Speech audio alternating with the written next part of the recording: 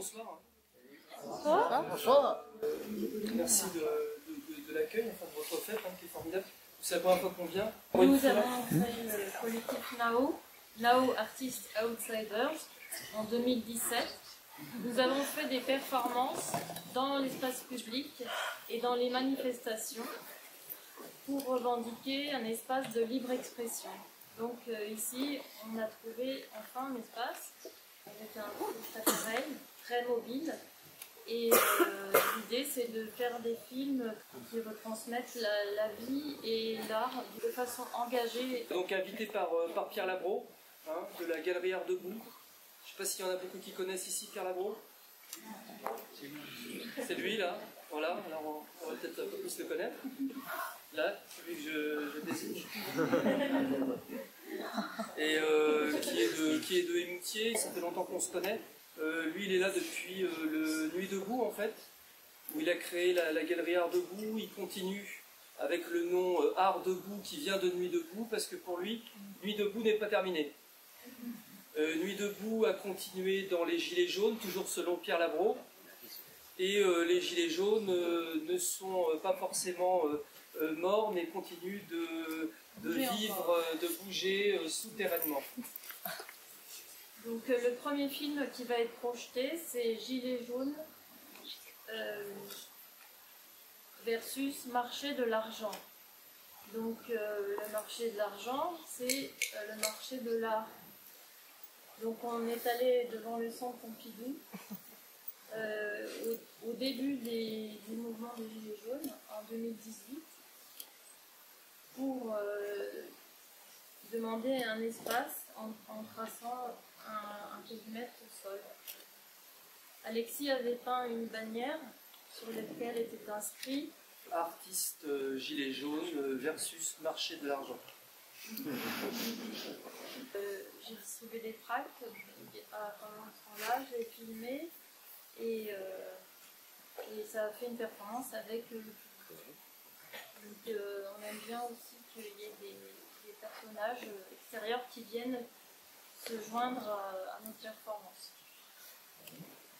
Dans le deuxième film, c'est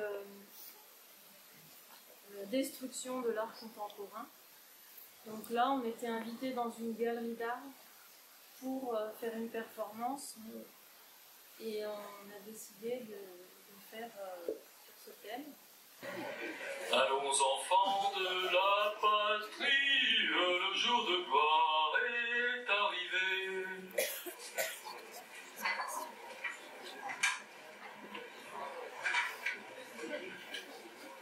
C'est la lutte finale, où pour nous et demain.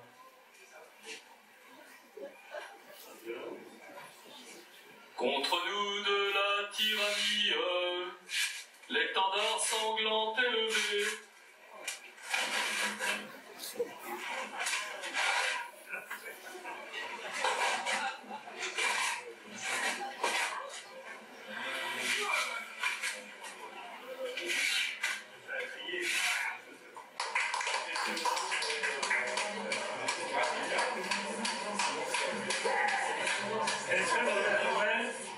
C'est fini.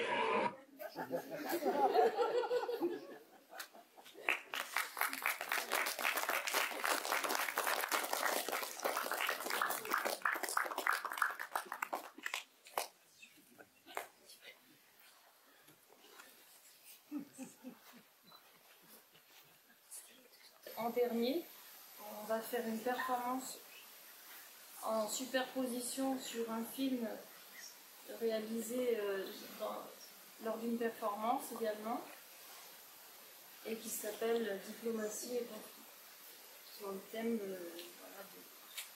De diplomatie et conflit. Et puis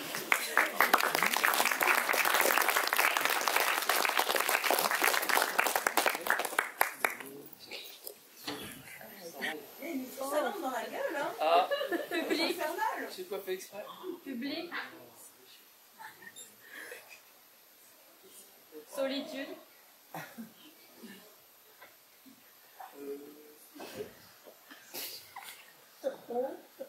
Bas.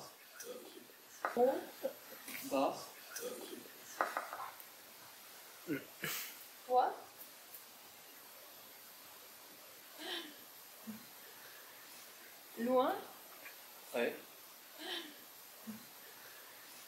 Loin. Ouais. Puis en fait, ce qu'on a voulu montrer dans ce film, le son a été coupé pour notre petite intervention. En fait, c'est que diplomatie et conflit, c'est jamais joué, c'est vraiment une frontière qui peut bouger. En fait, c'est ce qu'on fait par rapport à l'image qu'on peut avoir du monde. Ça peut vraiment toujours basculer vers la paix ou la guerre. On a pensé évidemment au conflit actuel en Ukraine, entre autres, mais enfin c'est applicable à toutes les situations. C'est que vraiment, à tout moment, je ne sais pas si on m'entend assez, à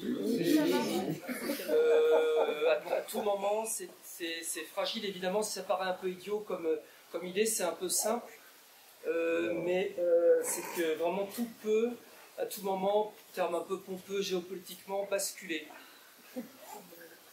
Et le miroir, on a inversé le narcissisme pour l'ouvrir au monde, en fait, aux autres. Enfin, c'est vraiment ce propos très important, très simple sur cette fragilité, mais qui fait que la bonne volonté, que peut-être on n'aura jamais, d'aller vers la paix. 10,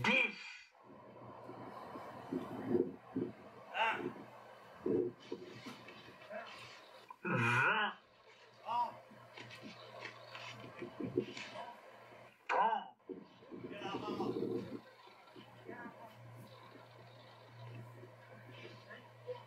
50, 60,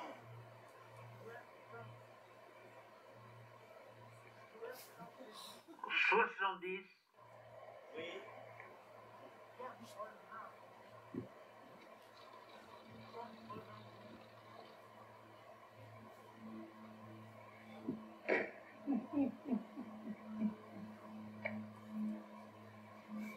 Je suis Gilles. Moi, je suis jaune. 10. Nous sommes Gilles et jaune. 20.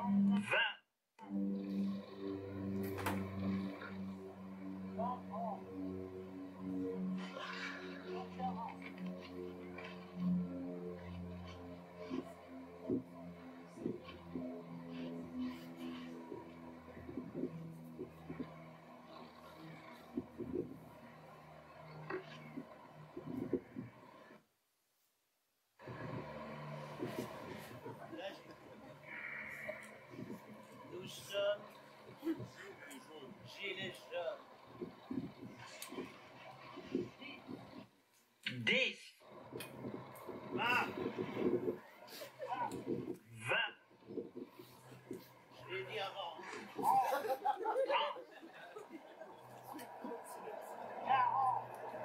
40.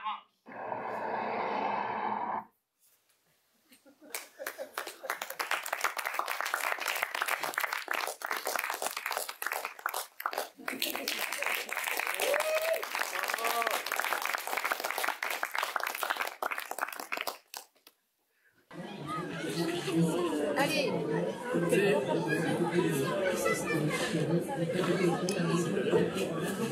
T'as même pas assez, Simeon. Ouais.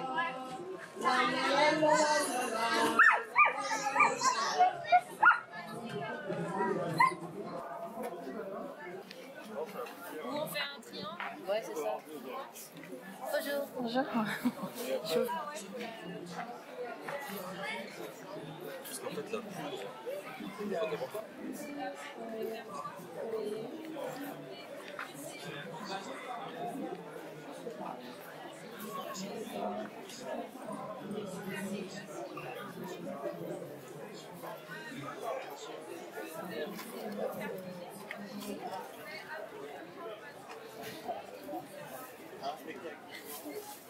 Quand même, Marcel, vous l'avez introduit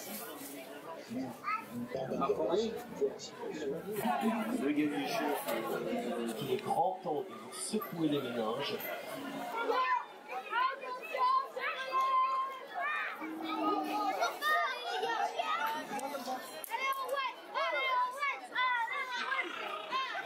Allez,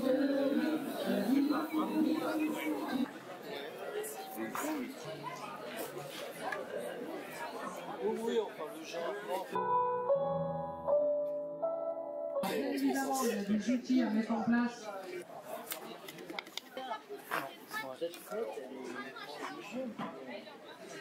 C'est comment on l'installe dans le paysage concret. Vous allez devoir répéter après moi. L'action, bon, d'artistes engagés, on passe vraiment par un peu une sorte de co-présence avec le spectacle.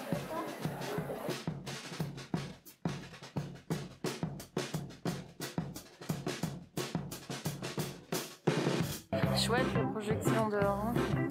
Ça... Impeccable mais vrai. Et dedans aussi, hein, mais ça donne une autre dimension. J'ai vu plusieurs générations. Oui, ouais, c'était pendant les manifestations. Ça existe toujours. Qui c'est qui dit que ça existe? Demain, à 10h, il y a une. Et ce soir, il y a une conférence. Où est-ce qu'ils sont? Ouais, on les entend là. C'est la conférence. Vous entendez C'est eux. Au cinéma. Ah oui, c'est à 21h. C'est quelle heure? Je crois que c'est. Il est 20h20. Je vais aller au cinéma.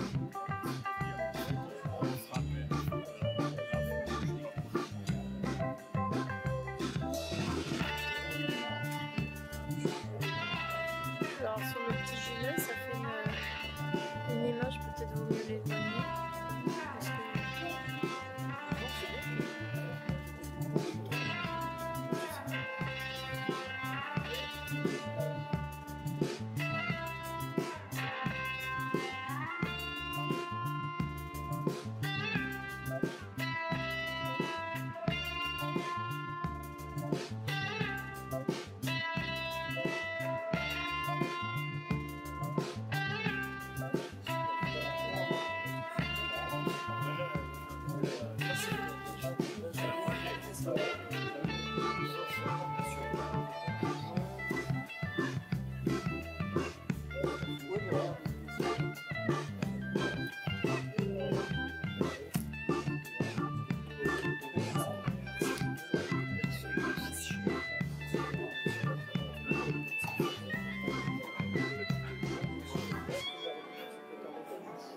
L'individu d'abord, l'État après.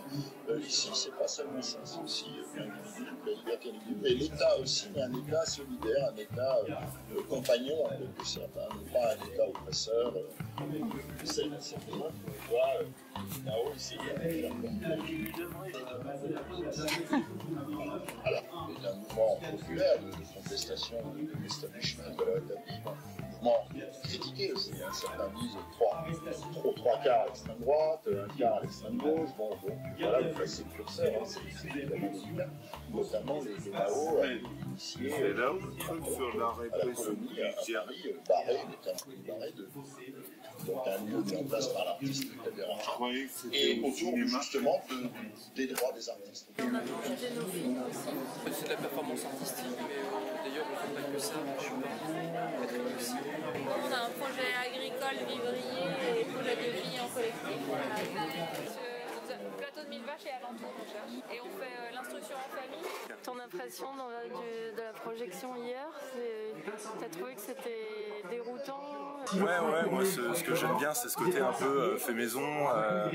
Voilà, on arrive, on n'est pas forcément légitimé, validé par toute l'élite culturelle, voilà, tout ce milieu-là, mais on fait quand même notre truc.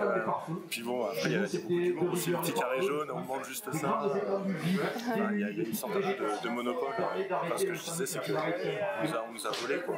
Tout à fait.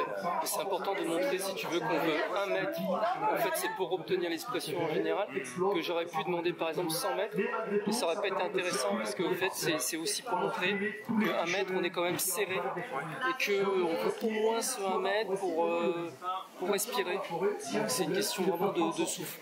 Si j'avais dit 100 mètres, pardon, c'est que peut-être j'aurais, comment dire, été un mec qui vit dans un très grand appartement et qui se dit allez 100 mètres, voilà.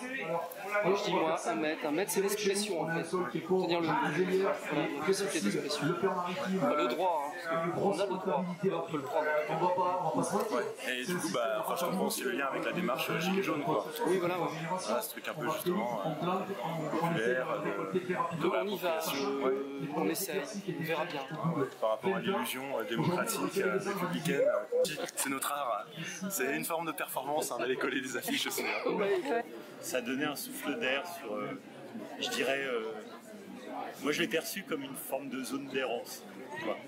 Oui. Mais on ne sait pas très bien où ça va, mais en même temps on est quand même content d'y aller. Il fallait juste se laisser aller sur une pente glissante, je dirais, et vallonnée. Il y a plusieurs niveaux de perception des films, oui. C'est-à-dire que on peut le prendre du côté clownesque, parce que c'est vrai qu'on a une démarche dans la rue, comme les clowns, de s'imposer, d'essayer d'attirer le public par des pitreries. Et d'un autre côté, il y a une profondeur qui intervient, puisqu'il y a plusieurs niveaux de lecture. C'est-à-dire si on le voit au niveau philosophique, au niveau poétique, et au niveau politique, en fait, il y a 3 niveaux.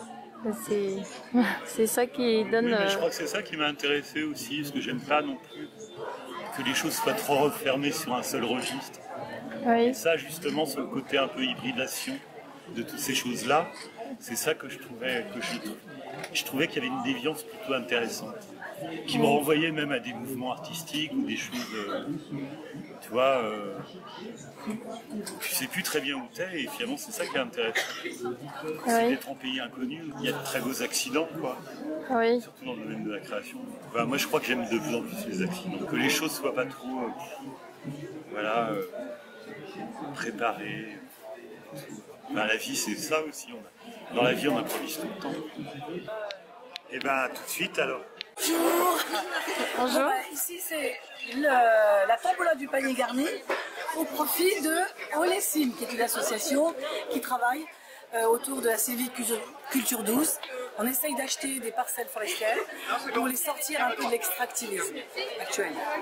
On est un petit peu effarés. Hein. Eh ben, je suis de Saint-Julien-le-Petit, même dans un petit lieu-dit, donc au final même un peu plus près de Péral-Château que de Saint-Julien lui-même, à vol de... Voilà, je suis à 8 minutes d'ici. Donc on est sur vraiment du local. Mon père était résistant et il avait sorti son journal de résistant en 1945. J'ai trouvé un manuscrit sur les affaires de Chambray en Corrèze en 1944 que mon père voulait publier sous la forme de flicaillerie. C'est une histoire de famille. C'était un secret de famille en fait, que j'ai appris par un étranger à l'âge de 36 ans. Mais comprendre, c'est ça.